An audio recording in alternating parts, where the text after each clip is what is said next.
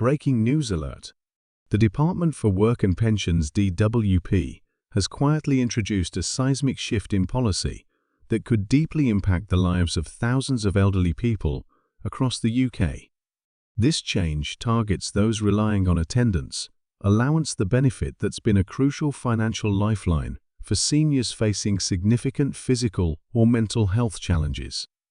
Welcome to Pensioners Power, your trusted source for everything you need to know about pensions, retirement planning, and financial wellness.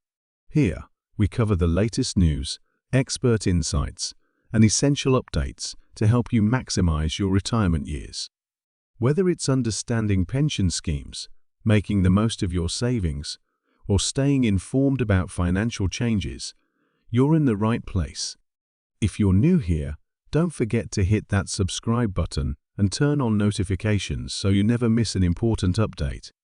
Now, let's jump right into today's topic.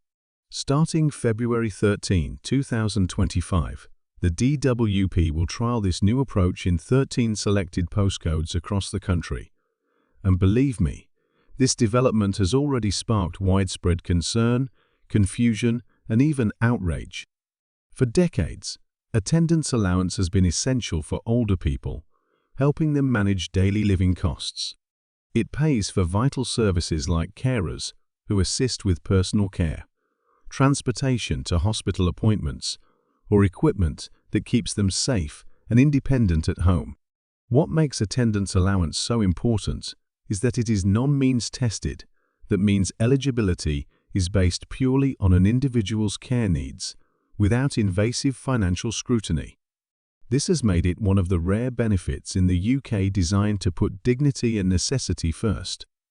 But now, the DWP's surprise pilot signals a major overhaul, one that could fundamentally restructure how care support is delivered to pensioners nationwide. The 13 postcodes chosen, without clear explanation or public involvement, are essentially the front line of a government experiment. And the implications? They may reverberate across the UK, reshaping support for the elderly for years to come. The official line from the DWP is that this trial is about improving efficiency, reducing duplication, and modernizing a system that has long been criticized for being outdated. But skeptics, including advocacy groups and affected families, warn this could be a thinly veiled cost-cutting exercise. What's shocking is the way this policy change was introduced, buried inside official documents, with barely a public announcement, no press conferences, no TV statements, and no genuine consultations with those who depend on this benefit the most. For seniors and their families in the pilot areas, this is much more than a bureaucratic reshuffle. Attendance allowance isn't just an amount of money in a bank. It stands for the cleaner who helps keep them hygienic and safe, the taxi ride that gets them to critical medical appointments, or the equipment that helps them move safely around their home. Any reduction, restructuring, or removal of this benefit could very well push many vulnerable elders from fragile independence into crisis. And the timing couldn't be more brutal. February is already a difficult month for pensioners, with freezing cold weather, soaring heating bills, and icy roads that frequently isolate them from vital services and community support.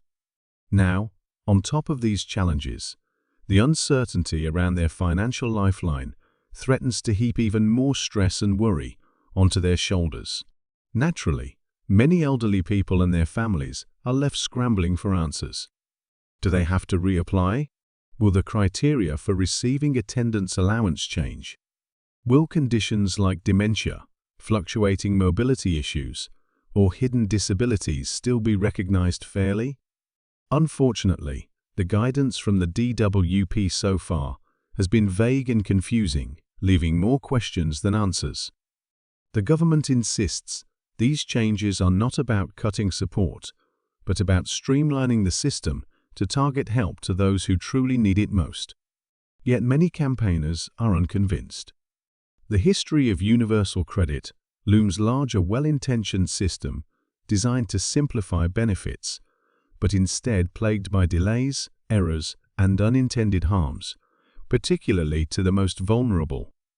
The fear now is that those same mistakes could be repeated, this time impacting a population less able to fight back due to lower digital literacy, health limitations, or lack of resources.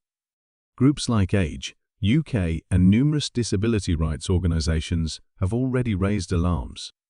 They stress that any reforms to attendance allowance must not come at the cost of individuals who have spent their entire lives contributing to society, whether through work, caregiving, or community involvement.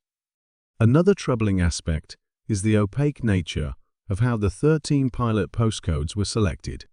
While the DWP says the areas represent a mix of urban and rural communities, many suspect the real reason is strategic. These regions have lower media coverage and less public pushback historically, making them ideal candidates for testing controversial reforms quietly and without widespread scrutiny. So what does this mean if you or someone you love lives in one of these areas? First, do not panic, but do stay alert, stay informed, and keep track of all communications from the DWP. If you struggle to understand the letters or guidance you receive, reach out to local councillors, MPs, or trusted charities like Age UK and Citizens Advice.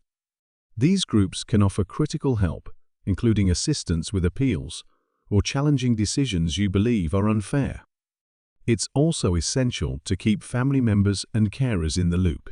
This is not just about the individual beneficiary, but about the entire support network they depend on. Suddenly losing or altering funding can cause real, tangible impacts on housing adaptations, care schedules, medical appointments, and emotional well-being. The emotional toll cannot be overstated. Many elderly people and their families are already navigating the complex and difficult realities of aging, chronic illness, and limited income. Adding a bureaucratic maze and looming uncertainty only amplifies the hardship. What's heartbreaking but true is that this isn't just about numbers, it's about dignity. It's about honoring and respecting the contributions of older generations who have worked, paid taxes, raised families, and served their communities for decades. Any effort to reform these benefits must prioritize empathy, transparency, and fairness at every stage. Looking at the bigger picture, this trial raises serious questions about the future of attendance allowance itself.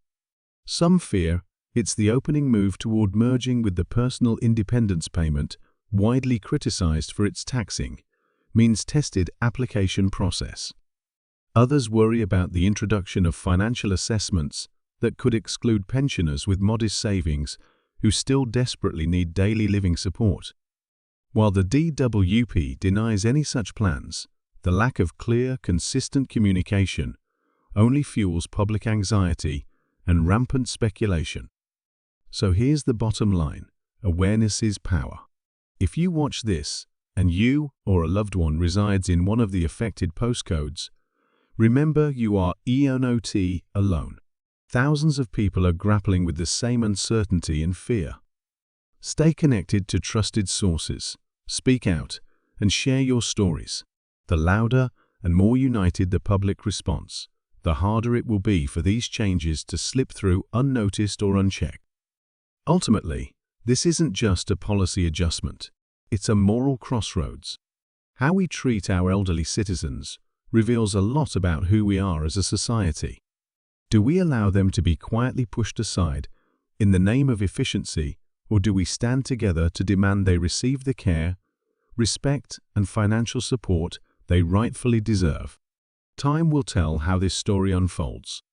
But one thing is crystal clear: vigilance, advocacy, and community solidarity are needed now more than ever. Thank you for watching Pensioners Power. If you found this video helpful, be sure to give it a thumbs up and share it with others. Stay informed, stay engaged, and we'll see you in the next video with more insights on the issues that affect the UK. Take care, and don't forget to subscribe to my channel for all the latest updates.